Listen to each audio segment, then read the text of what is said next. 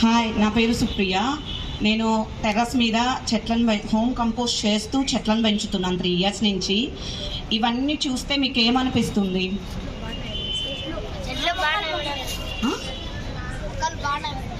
మొక్కలు బాగున్నాయి, అది మాత్రమే కనిపిస్తుందా? అలా కాయాలంటే మనం ఏం చేయాలి? ఫస్ట్ మేడం ఇలా చెప్పింది కదా, ఓన్లీ వాటర్ ఒక్కటే కాదు, దానికి కేర్ తీసుకుంటూ దానికి కంపోస్ట్ వేస్తూ అన్ని తుచ్చుకోవాలి, దానికి పెస్ట్ రాకోకుండా కూడా. ఓన్లీ వాటరింగ్ కంపోస్ట్ వేస్తే కాదు పెరిగేది, దానికి పెస్ట్ వచ్చినప్పుడు కూడా దానికి ఏం చేయాలి అనేది కూడా మనం చూడాలి. పెస్ట్ రాకుండా కూడా చూసుకుంటేనే మనకు అంత బాగా చెట్లు వస్తాయి అన్నమాట. ఇప్పుడు కంపోస్ట్ ఎలా తయారు చేయాలో నేను చూపిస్తాను, మళ్ళీ నేను క్వశ్చన్స్ కూడా అడుగుతాను, మీరు చెప్పాలి. బాగా చూడండి గమనిస్తూ. ఏదైనా ఒకటి ఖాళీ బాటిల్ కానీ బకెట్ కానీ తీసుకోవాలి. నేను మీకు చూపించేదానికి కనిపించేదానికి ఇలా తీసుకున్నాను. దానికి కింద సైడ్స్ అన్ని హోల్స్ పెట్టుకోవాలి. చూడండి, కింద ఉన్నాయి, సైడ్స్ కూడా ఉన్నాయి. ఈ సైడ్స్ కూడా ఎందుకు పెట్టామో కూడా చెప్తాను. ఇలా పెట్టుకున్న దాంతో ఫస్ట్ ఏదన్నా అడ్డుగా ఏమన్నా వేసుకోవాలి, తర్వాత సాయిల్ వేసుకోవాలి.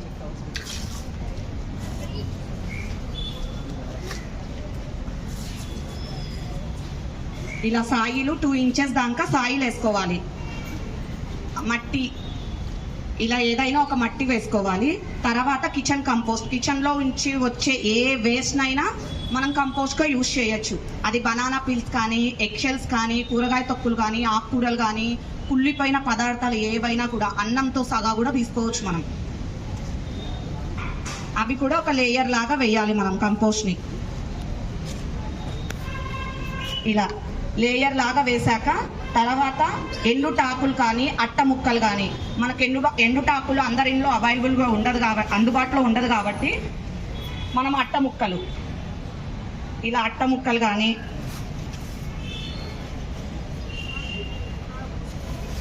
ఇలా ఎండుటాకులు కానీ తీసుకొని, తడి చెత్త ఎంతైతే తీసుకున్నామో కిచెన్ కంపోస్టు, ఎండుటాకులు కానీ అట్ట ముక్కలు కానీ దానికి డబల్ క్వాంటిటీలో తీసుకోవాలి.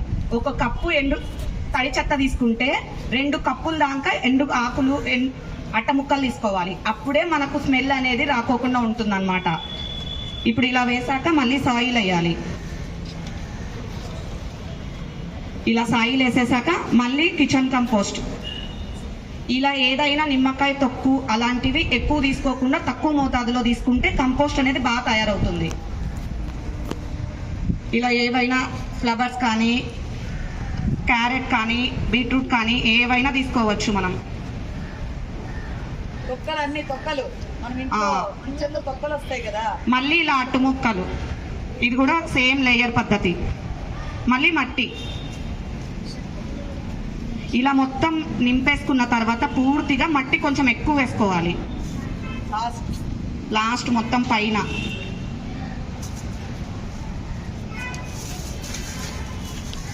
ఇలా వేసుకున్న తర్వాత పుల్లటి మజ్జిగ కానీ, బెల్లం నీళ్లు కానీ, బియ్యం కడుగు నీళ్లు కానీ, మనకి ఏదైతే అందుబాటులో ఉంటుందో అది తీసుకోవాలా. అది ఎందుకు తీసుకోవాలి అంటే అది ఆల్రెడీ పులిసి ఉంటుంది.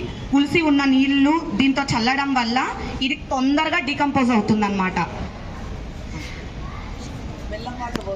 ఇప్పుడు వేసేది బెల్లం వాటర్. ఇలా స్ప్రింకిల్ చేయాలి. మొత్తం ఫస్ట్ టైం మనం వాటరింగ్ చేసినప్పుడు మొత్తం అన్ని లేయర్స్ తడిచేలాగా కిందికి డ్రైన్ అయ్యేలాగా వేయాలి.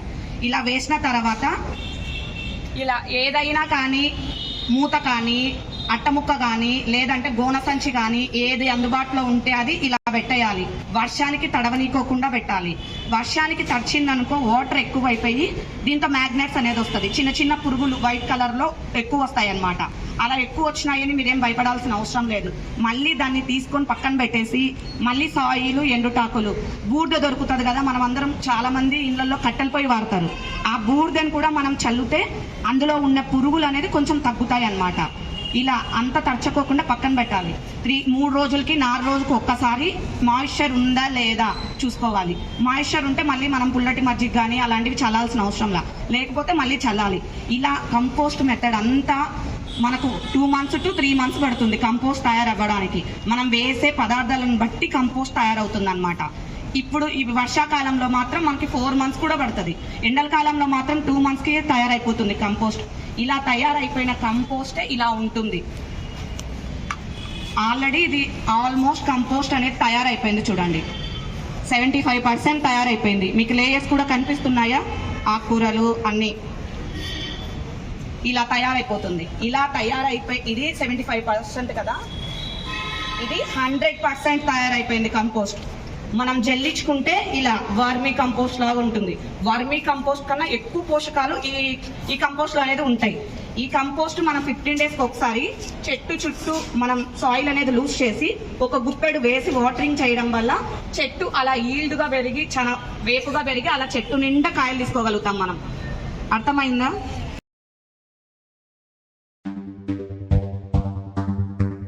సత్యమేవ జయతే స్వచ్ఛమేవ జయతే స్వచ్ఛమేవ జయతే స్వచ్ఛమేవ జయతే స్వచ్ఛమేవ జయతే స్వచ్ఛమేవ జయతే జయతే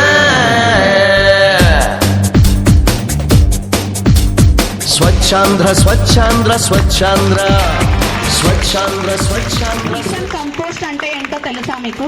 ఏమేం వేయొచ్చు కొందరు చెప్పండి నేమ్స్. తొక్కలు ఏమేం తొక్కలు? స్వచ్ఛాంధ్ర స్వచ్ఛాంధ్ర స్వచ్ఛాంధ్ర మనమంతా పూనుకుంటే స్వచ్ఛాంధ్ర. నవ్యాంధ్ర కావాలి స్వచ్ఛాంధ్ర, నవ్యాంధ్ర కావాలి పరిశుభ్రత కొరకు ప్రతిరోజు కొంత సమయం కేటాయిస్తానని నా వంతు కృషిగా స్వచ్ఛత కార్యక్రమాల కొరకు శ్రమదానం చేసి పరిశుభ్ర ఆంధ్రప్రదేశ్ సాధించే సంకల్పానికి కట్టుబడి ఉంటానని ఈ రోజు పరిశుభ్రత గురించి నేను వేసిన ఈ ముందడుగు ఆంధ్రప్రదేశ్ రాష్ట్రాన్ని శుభ్రపరచడంలో సహాయం చేస్తుందని నమ్ముతూ ఈ రోజు నుండి నా తోటి వారికి కూడా ప్రకృతి పచ్చదనం యొక్క ప్రాముఖ్యతను మరియు హరితాంధ్రప్రదేశ్ పై అవగాహన కల్పించే దిశగా ప్రయత్నిస్తానని మన ఆంధ్రప్రదేశ్ ను స్వచ్ఛ ఆంధ్రప్రదేశ్ గా తీర్చిదిద్దేటట్లు నా వంతు కృషి చేస్తానని ప్రమాణం చేస్తున్నాను. ప్రతిజ్ఞ చేసినారు కదా, మీ క్లాస్ రూమ్ లో ఎట్లా పెట్టుకుంటారు మరి? పరిశుభ్ర తరగతి గది ప్రతిజ్ఞ